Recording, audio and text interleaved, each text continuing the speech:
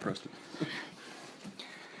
Okay, we generally in class when we do combatives, it's always in the fight, and which is conducive to a lot of things, the punches, the elbows. It's like right off the bat, the person holding the targets, their chin's down, they're moving. That way they're working out. There's never a time when they're really just standing there. The class, I have 45 minutes to get them in shape, to keep them safe, to keep their pulse rate up. I hate doing static things where you're standing there holding a target. You know, spending half my class doing absolutely nothing besides standing there. Some of these things have to be done static, like our side elbow. We'll point it over here.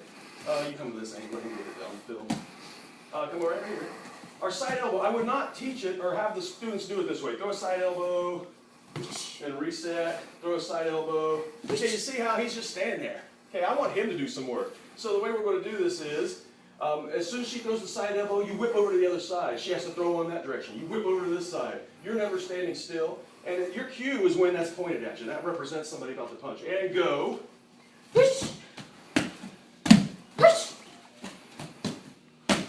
Okay, and time. She's doing the exact same thing, but he's never standing still. I'm making him move the whole class. I want to go 45 minutes without people's pulse rates coming down, basically.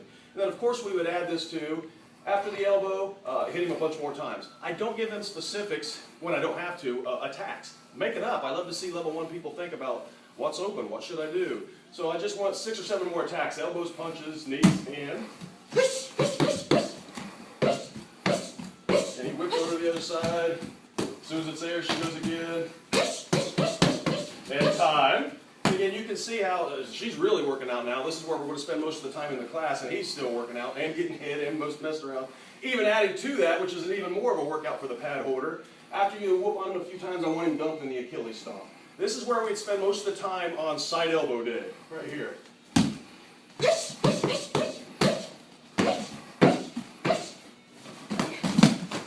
And then you got to get your butt up and run on the other side. Let's go.